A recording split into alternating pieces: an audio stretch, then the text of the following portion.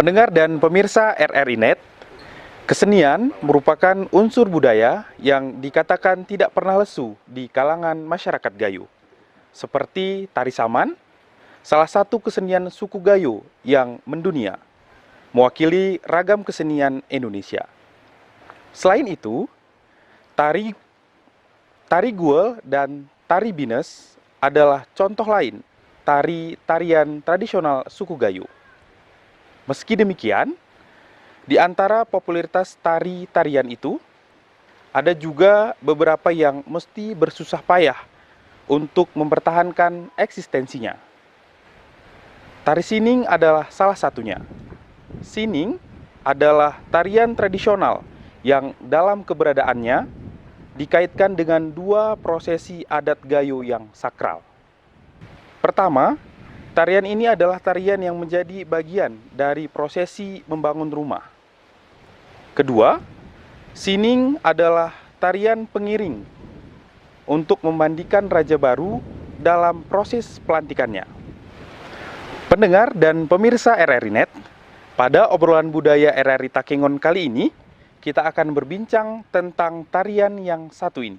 Dari Rumah Adat Reje Baluntara, Kampung Toeren, Kecamatan Lutawar, Kabupaten Aceh Tengah, kami ucapkan selamat menyaksikan.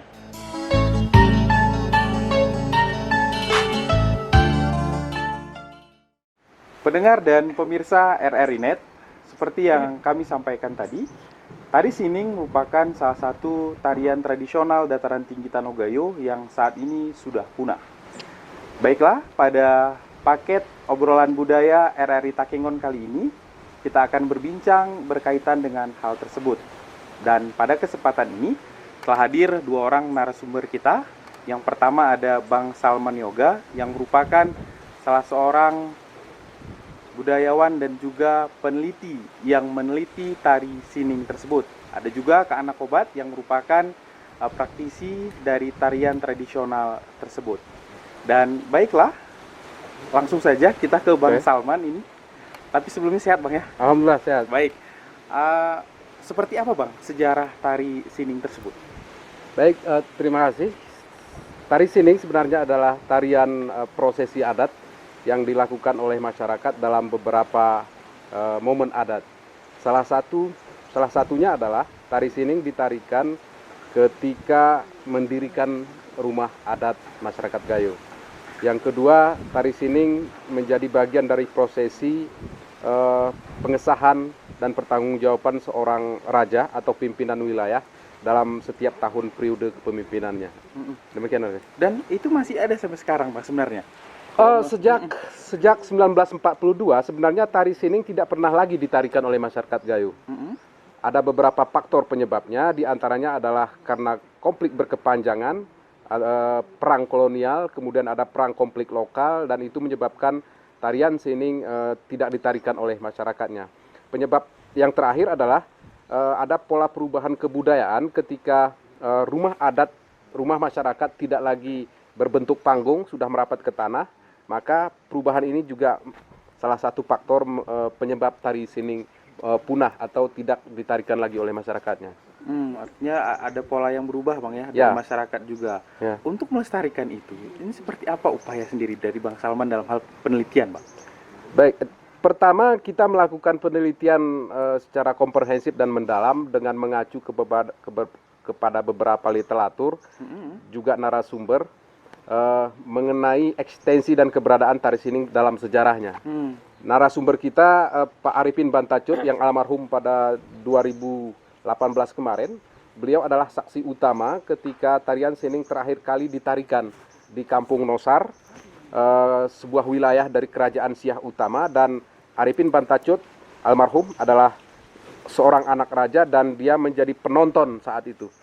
Dia menyaksikan tari sining 1942 dan itulah tahun terakhir di mana tarian sining ditarikan oleh masyarakat. Artinya tahun 1942 kan begitu lama sekali Bang ya? Kemudian untuk mengetahui jenis-jenis tariannya itu seperti apa Bang? Informasi yang Bang dapat? Baik, proses penelitian yang cukup panjang ini kita menggunakan sejumlah narasumber melalui proses-proses yang lumrah dilakukan oleh para peneliti, diantaranya adalah fokus diffusion group, kemudian penelitian sumber utama primer dan sekunder, baik melalui literatur yang tersimpan di beberapa museum, di antaranya di Tropenmuseum Belanda, kemudian narasumber-narasumber yang masih ada di Kabupaten Aceh Tengah, kemudian sejumlah diskusi dan seminar, literatur, buku dan catatan-catatan lain tentang kebudayaan Gayo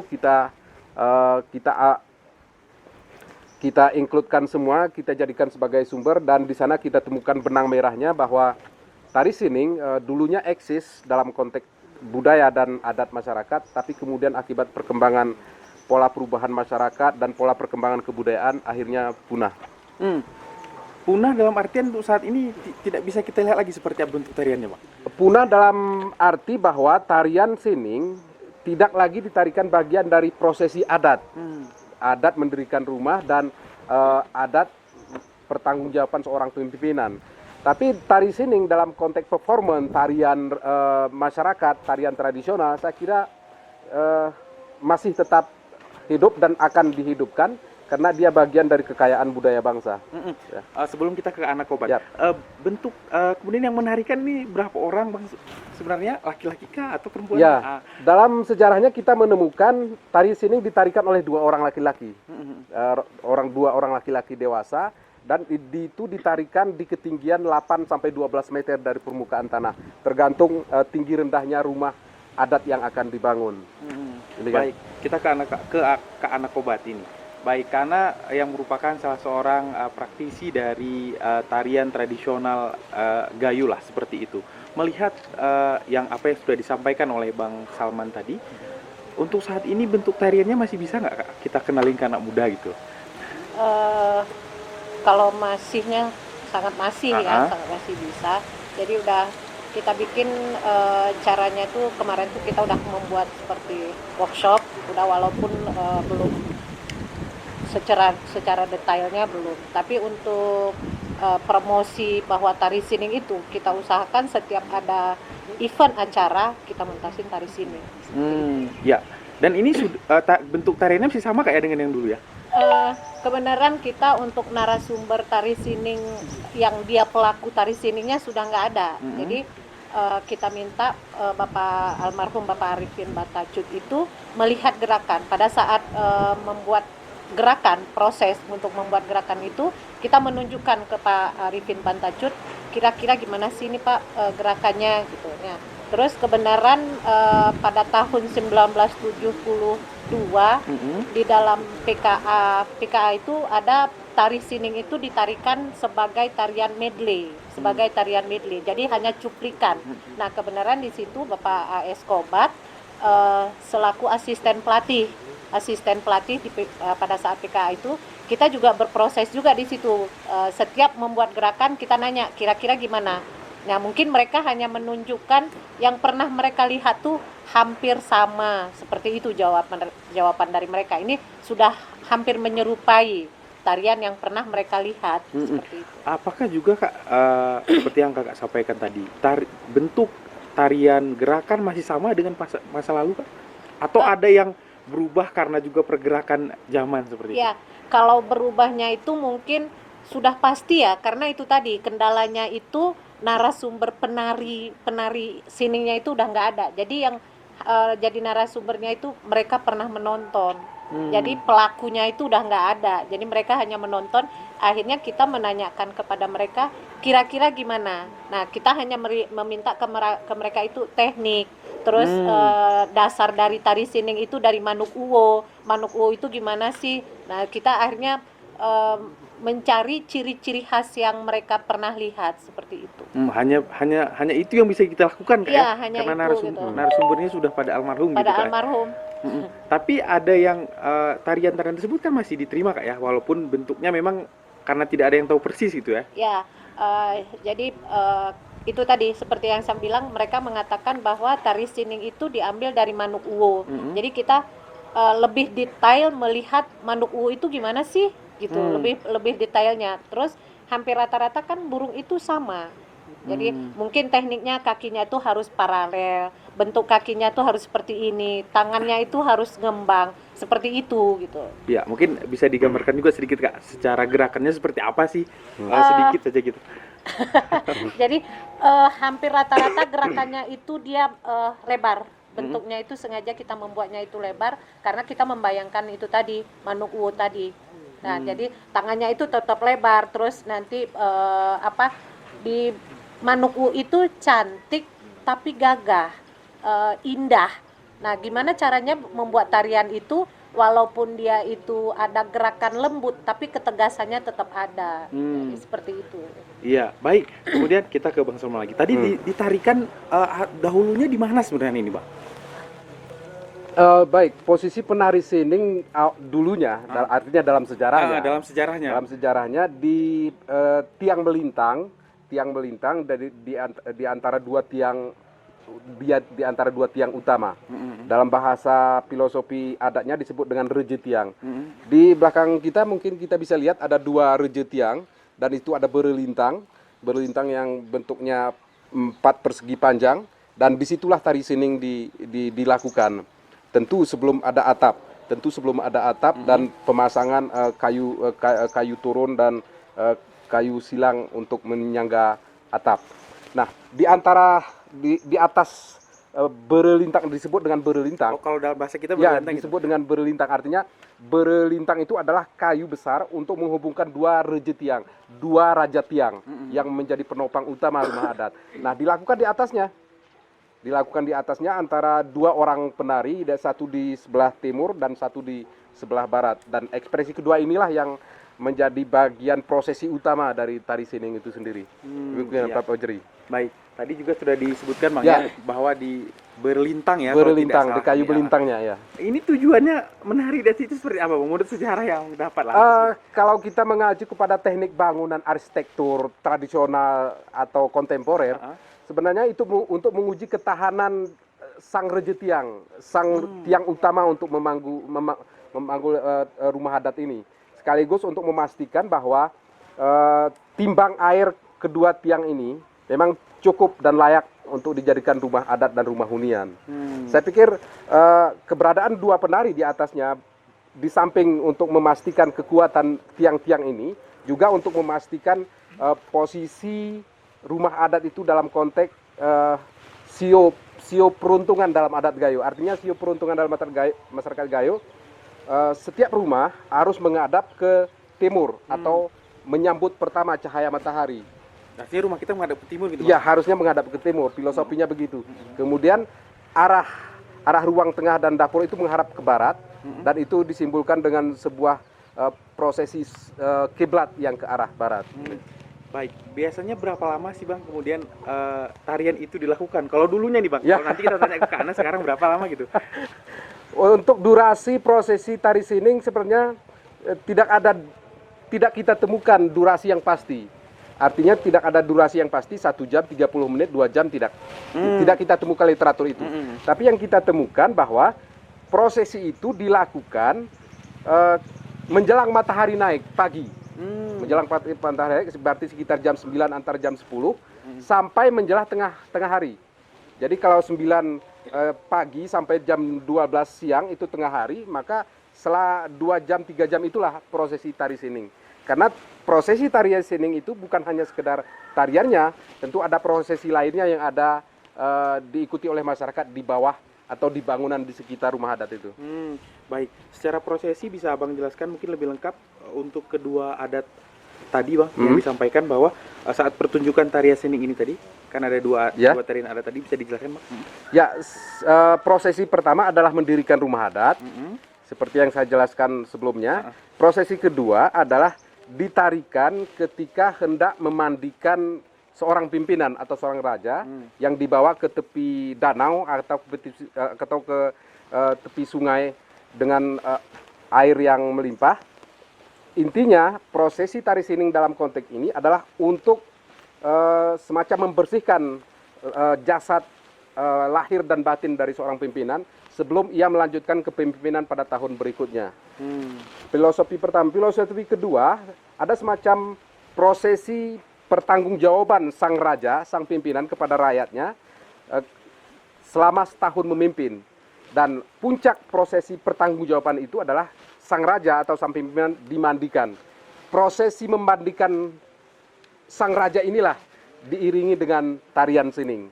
Tentu berbeda dengan tarian sining yang mendirikan rumah adat dilakukan di atas berelintang, tapi tarian sining ketika memandikan pertanggungjawaban seorang pemimpinan, tari siningnya justru merapat ke tanah.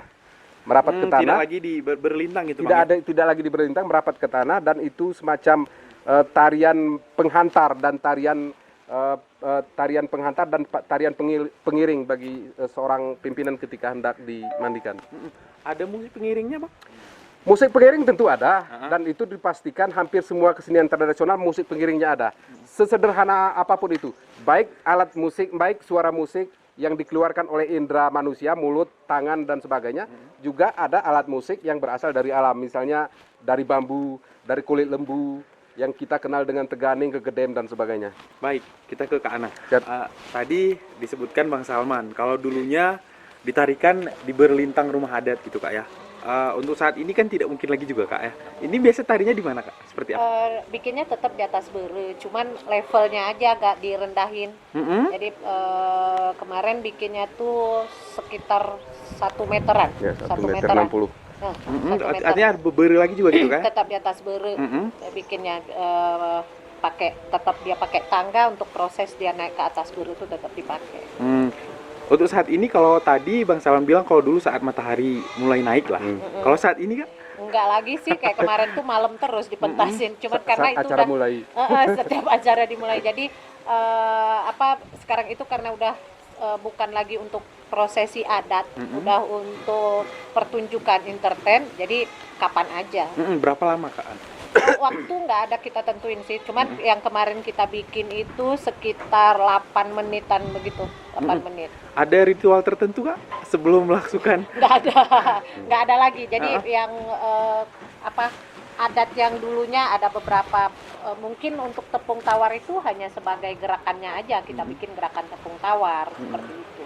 Baik, ke Bang Salman lagi. Kan tadi disebutkan juga selain untuk prosesi membuat rumah, Bang ya, ada juga tadi untuk penekar reje lah, atau juga bagaimana bentuk sebagai bentuk pelaporan pertanggungjawaban seorang pimpinan.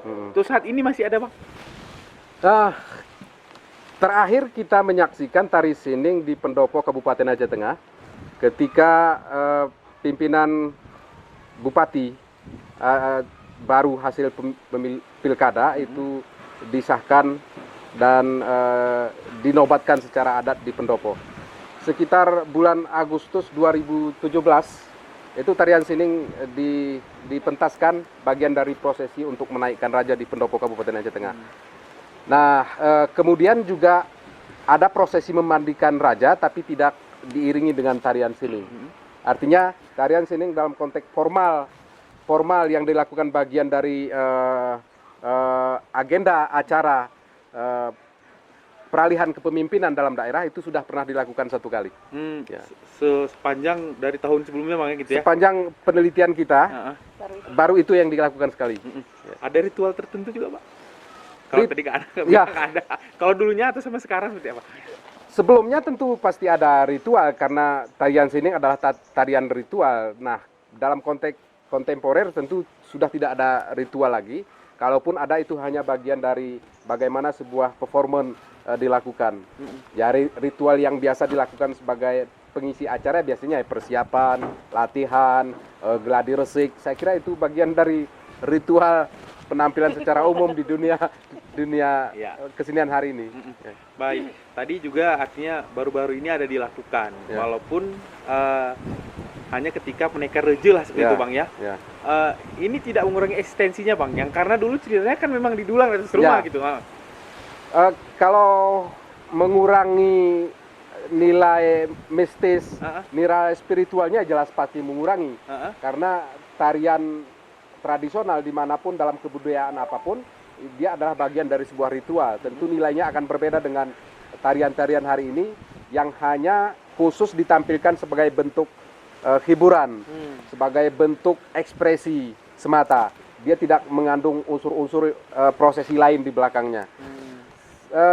berkurang atau tidak berkurang ini sebenarnya tergantung dari para pelaku seni tari itu sendiri. Iya. Terima kasih Bang Salman dan juga Kak Ana, dan pendengar dan juga pemirsa RRI Net. Kita break terlebih dahulu untuk melihat secara langsung atau juga melihat penampilan dari tari sining, dan nanti kita akan lanjutkan kembali.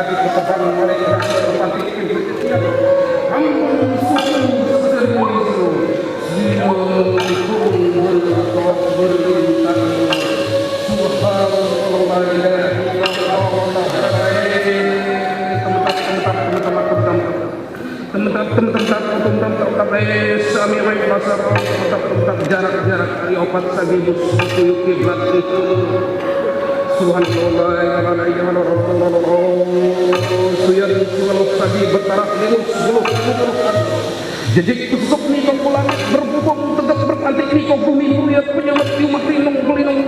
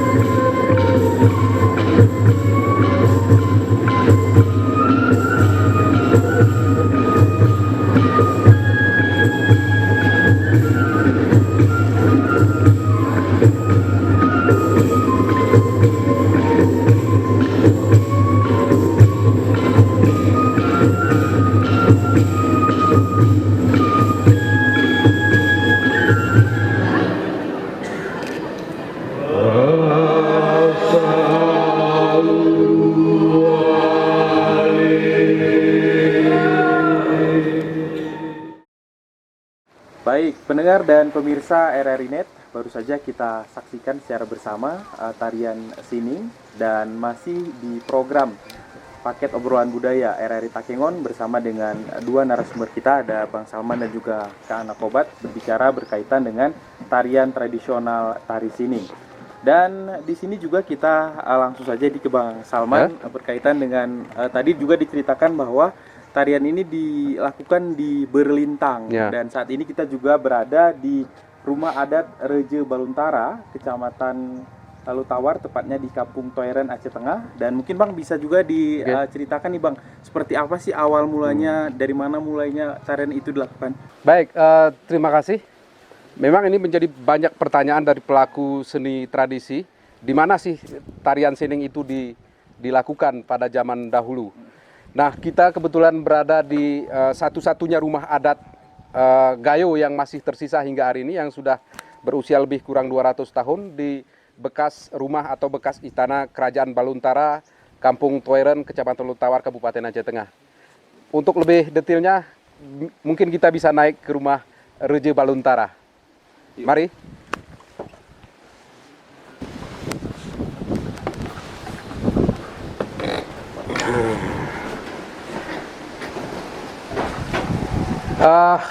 Ini adalah yang disebut dengan Reje Tiang atau tiang utama untuk menjaga rumah, penyangga rumah adat ini. Di antara dua Reje Tiang ini terdapat berelintang. Berelintang ini yang menghubungkan dua tiang utama. Kemudian dua tiang utama ini juga dihubungkan oleh pasak yang cukup kokoh ke arah belakang, memanjang. Kemudian prosesi tari sining itu dilakukan di atas berelintang ini. Di atas berelintang ini. Jadi ketinggiannya antara 8 sampai 12 meter. Nah, disinilah dua orang penari itu menarikan tari sining dengan memperagakan sayap dan kepakan burung wo dan ongok. Demikian Pak Arin. Mungkin bisa juga kan Bang, kita di sini di rumah Reje Baluntara ini mungkin diceritakan dulu Bang, berapa lama Reje ini memimpin dan sejarah berkaitan dengan ini. Reje Baluntara adalah raja terakhir yang tersisa ketika ekspansi militer kolonialis Belanda dan Jepang masuk ke wilayah Indonesia. Kerajaan Baluntara dengan istana dan rumah adat ini merupakan Reje Baluntara yang ketiga. Raja Baluntara yang ketiga namanya adalah Jelodin, Jadi Reje Baluntara Jelodin itu merupakan raja yang di bawahnya masih ada dua raja lain, dan setelah dua generasi ke bawah kemudian Republik Indonesia menyatukan semua kerajaan-kerajaan kecil yang ada di Nusantara. Seperti kita lihat bentuk bangunan Istana Raja Baluntara ini masih sangat original dan belum disentuh teknologi dalam konteks perubahan bentuk relief, bentuk tiang, desain dan sebagainya, kecuali dalam atap itu sudah menggunakan seng. Sebelumnya ini menggunakan rumbia atau dalam bahasa Gayo disebut dengan ejok supu atau supu serule. Relief-relief yang terdapat di hampir semua sudut bekas Istana Raja Baluntara ini menyimpulkan relief-relief ukiran yang kemudian diterjemahkan dalam bentuk ukiran atau sulaman dalam bentuk pakaian seperti yang saya kenakan ini, disebut dengan ulen-ulen. Jadi sumbernya adalah dari relief yang relief yang ada di bekas Istana Raja Baluntara ini. Dan ini memang sudah ada dari dulunya Bang? Ya, ini papan ini melekat sejak rumah ini didirikan. Artinya ini masih sangat original dan usianya sama dengan usia rumah Baluntara ini. Ya, bahan bangunan yang terbuat dari kayu-kayu ini dipilih dari kayu-kayu pilihan yang oleh masyarakat setempat dianggap sebagai kayu kualitas nomor 1. Ada yang namanya medang ilang, medang putih, dan ini adalah medang jempa. Baik, pendengar dan pemirsa RRI Net, tadi juga sudah dijelaskan oleh Bang Salman di mana tempat dilaksanakannya tarian sining tersebut di rumah adat ini. Dan Bang Salman, Ya. tadi juga sudah disampaikan sebenarnya untuk detail rumah ini seperti apa dia, Bang? Baik, rumah Reje Baluntara ini hampir sama dengan umumnya rumah-rumah adat di Gayo, yaitu terdiri dari 7 ruang. Jadi ada serami Banan di sebelah barat, ada serami Rawan di sebelah timur, kemudian di tengah-tengah ada 4 kamar dan secara keseluruhan terdiri dari 4 ruangan, makanya disebut dengan Umah Pitu Ruang. Untuk lebih jelasnya, kebetulan turunan keempat dari Reje Baluntara ini ada di antara kita, dan kita mungkin bisa bertanya lebih jauh tentang rumah adat ini kepada keturunan langsung dari Reje Baluntara, yaitu Bapak Syekh Samsudin Aman Dahlina. Mungkin bisa kita panggil? Ya, mungkin Pak Dahlina bisa naik kemari.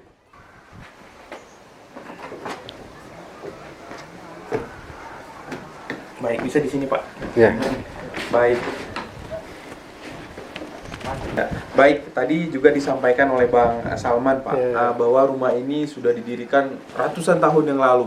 Bahkan juga ada berlintang tempat pelaksanaan tari sining. Mungkin bisa disampaikan juga, Pak, seperti apa sih sebenarnya detail dari rumah ini? Seperti ada relief seperti ini, ukiran-ukiran. Silakan, Pak. Terima kasih. Apa yang dimaksud dari saudara Salman atau rombongan yang datang ke rumah adat?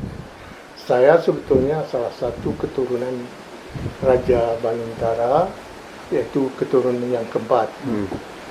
Jadi setahu saya, karena saya waktu itu tinggal dengan kakek, dengan bapak saya, maka apapun sejarah yang terkait dengan rumah ini secara langsung diceritakan oleh kakek saya dan bapak saya.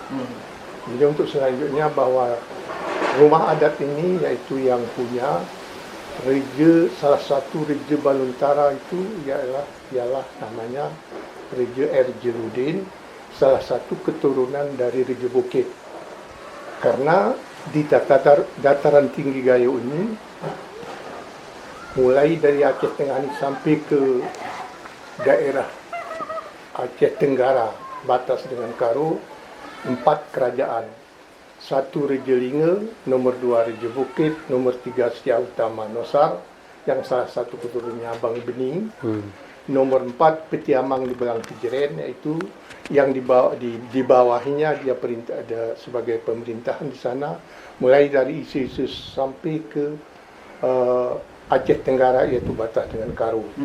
Jadi datu saya ini atau atuk saya ini, R. Jeludin ini salah satu keturunan dari Reje Bukit. Reje Bukit ini pusatnya dulu di Mampak Kebayakan. Jadi ini salah satu anaknya keturunannya. Maka di sini di Danau Lautar ini dulu dari kesepakatan dia bikin namanya Reje Baluntara. Jadi Reje Baluntara ini menguasai yaitu salah satu wilayah kecamatan Kabupaten Bukit. Jadi kemudian terkait dengan ukiran-ukiran yang berkenaan dengan rumah adat ini, menurut apa yang diceritakan kakek saya dan bapak saya kepada saya, bahwa ini dibangun dulunya pada tahun 1860-an. 1860-an. Kemudian sebagai tukangnya, kalau nggak salah, saya salah satu suku Jawa yang datang dari keturunan Raden, dari Pulau Jawa, kemudian dia bawa kawan-kawannya sama orang setempat ini. Jadi rumah ini dibangun, yaitu inilah dinamakan rumah adat Pitu Ruang. Apa buktinya Pitu Ruang? Pitu Ruang itu sebetulnya kamar yang di tengah ini, dia ada pintunya, ada jendelanya di tengah-tengah, ada 4 kamarnya.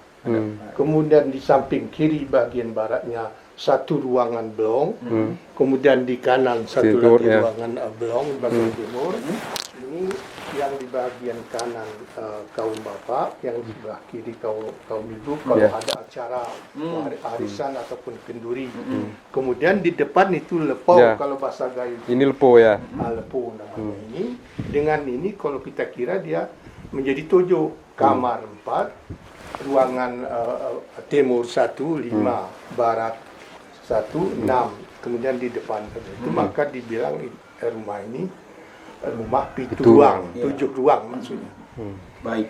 Jadi berkenaan dengan ukiran-ukiran, ada di bawah ini ukiran di samping-samping ini memang ukiran ini masih asli. Masih asli, tidak ada lagi diganggu-ganggu, tidak pernah ada diganggu. Ada yang itu kalau dibilang kakek saya katanya macam rantai yang di atas itu. Ya. Itu adalah mun berangkat katanya sebagai rantai. Kemudian ada apa itu di bawah itu ada maksudnya itu tumbuh-tumbuhan juga yang di depan ini ada ikan, ada ayam, ada naga. Ini suatu ada hubungannya, umpamanya usaha manusia di sini waktu dulu itu petani. Di samping itu dia orangnya ada sampingnya dengan danau ya. ikan, dengan melihara ayam. Ya. Dan kemudian kenapa ada naga di samping itu ada mukiran. Naga itu dalam julukan istilah. Kalau naga itu binatang melata, seluruh binatang melata, ular apa segala macam yang disegani adalah naga. Kalau sudah naga di bawah orang nggak ada lagi, ada lebih besar dari naga itu. Artinya naga itu yang terhebat gitu, terhebat Pak ya? Binatang yang melata. Tapi kita kan nggak pernah tengok. Itulah menurut sejarah begitu. Nah, inilah kira-kira berkaitan dengan rumah adat ini. Ya. Di rumah adat ini kepunyaannya yaitu Erjudit dan keturunannya, kemudian kami sebagai keturunannya, kemudian rumah adat ini dibangun tahun 1860. Sampai sekarang Ini masih asli ini Pak ya? masih asli.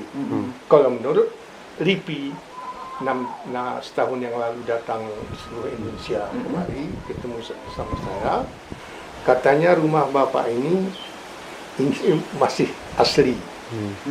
Jangan dicek pun jangan maunya katanya. Jadi apa yang bapak ceritakan katanya sama saya waktu itu tanya jawab atau seperti pidato di sini 150 orang yang datang tadi. Katanya maka saya bilang Pak Tausah ini 90%. Kan ada buktinya. Kata bapak ada dapurnya. Memang ada, sudah dibongkar itu dapur sebesar ini melintang di sana. Ini pakai titik sana menyambung, nggak ada pakai tangga di bawah. Masih di depan juga tangganya. Yang di sana pakai titik langsung keliling. Jadi untuk buktinya kata LIPI tadi, dia kasih sama saya yaitu buku. Dia bawa dari Amsterdam negeri Belanda, dari museum. Kalau ada dalam buku ini Pak, rumah kerajaan kecil maupun besar, itu memang benar. Kalau enggak ada itu berarti rekayasa. Baik. Karena katanya Indonesia ini dijajah oleh Belanda 400 tahun lebih kurang. Di Aceh cuma 40 tahun. Ya. Karena dia tanya sama saya waktu itu berapa tahun Pak menurut Bapak? Iya, Bapak. baik. Ini juga menurut informasi Mas Sama atau Pak ini sudah masuk cagar budaya ini sejak kapan Pak? Mungkin sejak 2016 awal.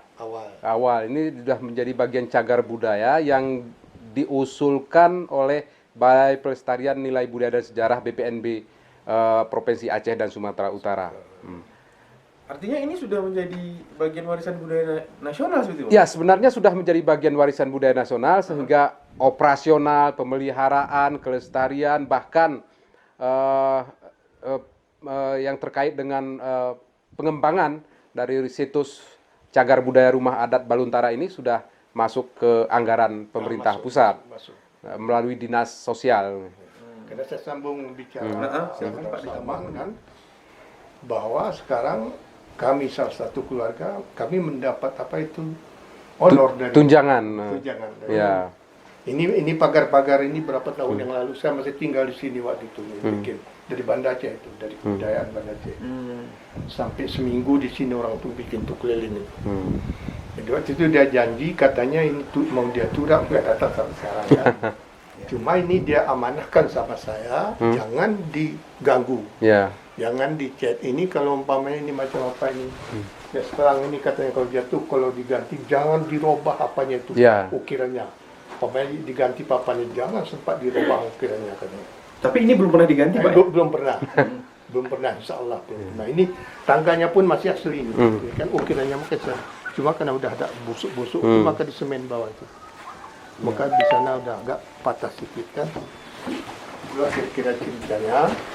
Karena kebetulan saya keturunan yang keempat. Ya. Dari umur saya sudah 74 tahun. Tahun merdeka saya lahir. Mau jalan 75 lah umur saya. Ya, baik, terima kasih Pak Aman Dahlina. Aman Dahlina telah dijelaskan tadi berkaitan dengan bagaimana awal mula sejarah dari rumah adat Reja Baluntara. Reja Baluntara yang notabene adat Pituruang ya, yang kemudian disebut rumah adat Pituruang Mas Ramonia gitu Pak ya. Terima kasih untuk informasinya Pak, semoga ini tetap menjadi cagar budaya yang kemudian nanti juga akan tetap dijaga kelestariannya seperti itu. Baik. Baik, pendengar dan juga pemirsa RRI Net, tari sining adalah salah satu tarian masyarakat Gayo yang berada di ambang kepunahan. Tarian ini tidak pernah lagi dipentaskan dalam kurun waktu yang cukup lama. Oleh karena itu, pada tahun 2017, Direktorat Jenderal Kebudayaan Kementerian Pendidikan dan Kebudayaan melalui Direktorat Kesenian melakukan upaya revitalisasi terhadap tarian ini. Salah satu usaha merekonstruksi tarian yang didasarkan pada penelitian serta diskusi panjang yang berkesinambungan dengan para budayawan dan akademisi lokal. Tari sining diperkirakan muncul dan eksis pada abad ke-18 dan awal abad ke-19. Tari sining terakhir kali ditarikan pada tahun 1946. Mengingat kondisinya saat ini, maka perlu ada upaya untuk rekonstruksi baru. Berangkat dari kondisi tersebut, melalui Direktorat Kesenian, maka diformulasikanlah konstruksi penampilan tari sining dengan harapan tari ini akan kembali dikenal oleh masyarakat dan bangkit kembali. Pendengar dan juga pemirsa RRI Net, demikianlah paket obrolan budaya RRI Takengon mengangkat tari tradisional tarian sining dataran tinggi Tanoh Gayo. Dari kawasan cagar budaya Rumah Adat Reja Baluntara, Kecamatan Lutawar, Kampung Toeren, Aceh Tengah, kami ucapkan sampai jumpa kembali di obrolan budaya RRI Takengon selanjutnya. Kami akhiri, wassalamualaikum warahmatullahi wabarakatuh.